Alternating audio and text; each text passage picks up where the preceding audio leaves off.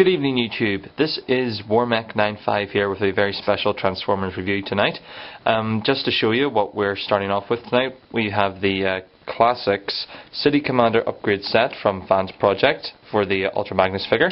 Now, I'm not going to be doing a review on this particular figure tonight because there's already a couple of reviews up there. Optibotimus, I'd say, has the best one out there so far. He covers pretty much everything in the best sort of detail and in the best sort of lighting. So, rather than do that, I'm going to do something a little special, but related to this guy, and that is, I'm going to review the book that comes with it. This is the TF Parallax Orion series. It is the comic book / instruction pamphlet that comes with the figure. I'll just zoom out here if I can work it. See, nope, that's not going to work. So I'm just going to pull back a wee bit just to see. Now, this I think this is a fabulous concept, doing the instructions inside a comic book and sharing the format. So I'll just show you the front cover. It's a lovely, nice X there for the parallax, and also that's the front cover. And if you turn it over, it's the exact same writing as the front, only backwards, which I think is it's a nice wee, I think it's a nice wee treat, a nice wee detail to it. So yeah, I think it's really, really nice.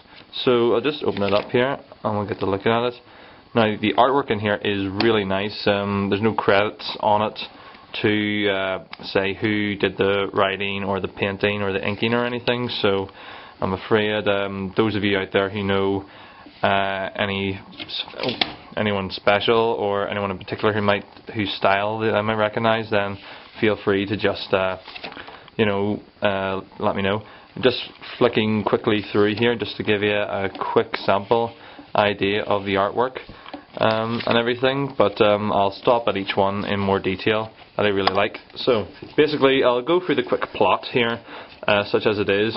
Basically, it starts off on this place called Orion, and at the headquarters of I'm assuming the leader of the Decepticons on this world, called Phyrotron.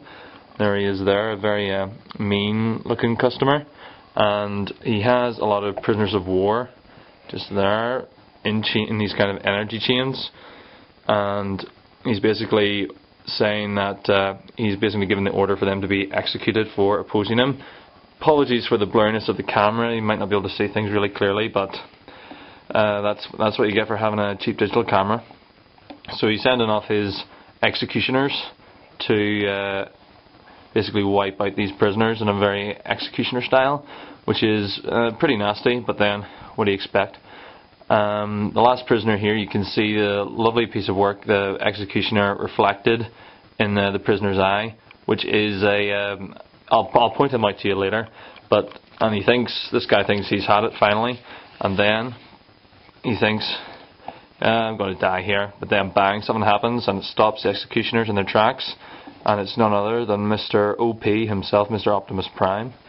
And prisoner basically says everyone else is dead, and that really enrages Prime, and he basically dispatches the executioners, and Phyrotron has had enough of this, and so he transforms into this great big, I can only assume it's like a Sphinx kind of alternate mode.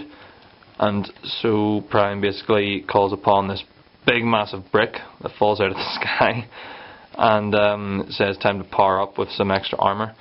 And then this takes us into the actual instructions. You see the trailer here, and I like the way it's all laid out, with the neon green outlines and then the instructions and the wee speech bubbles. So you just need to watch a review from the likes of Optibotimus, or I'm not sure, TF Matrix I'm sure has one out there as well, and so basically shows you everything. It's I find it very interesting that the trailer here is coloured in Optimus Prime's colours rather than Ultra Magnus's colours, but then I'm sure I've seen pictures online of a repaint of this particular mould of the Fans Project trailer in the Optimus Prime colours, and it looks really, really nice.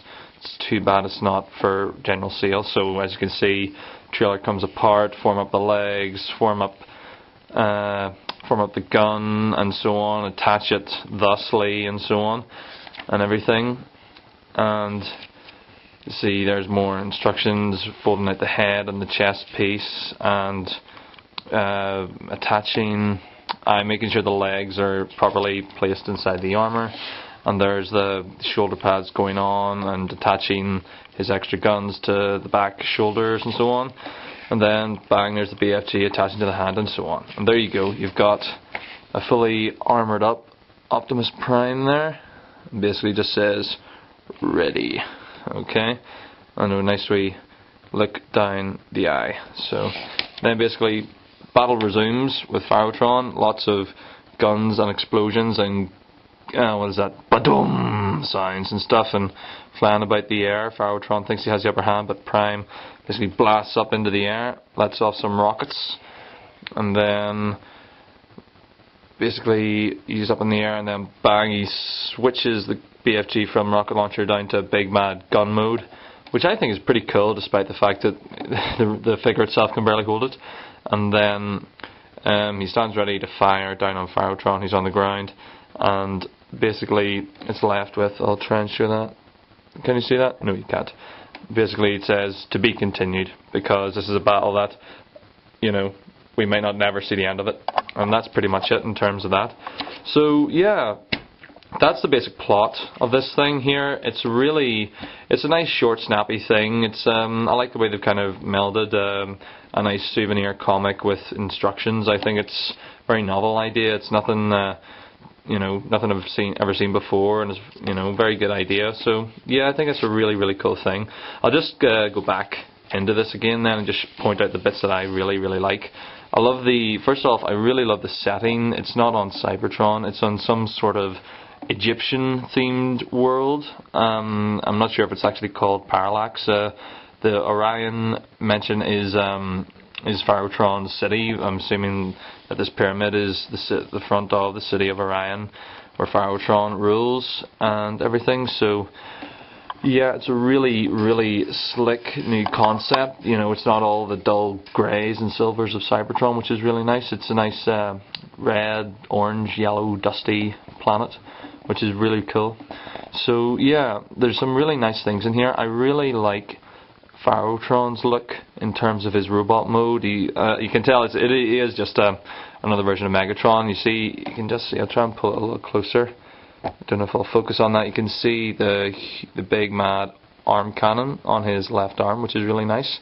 And he's looking really good in all these red, golds, and purples. The Egyptian theme carries very well to the Transformers, I've found.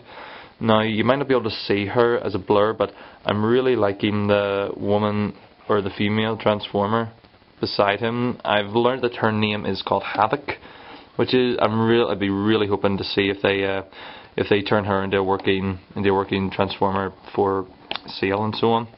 Now the next, I love this. There's lots of really nice things here. You can tell the prisoners here. That's obviously Cliff Jumper, and there's also a Wheeljack looking chap right beside him.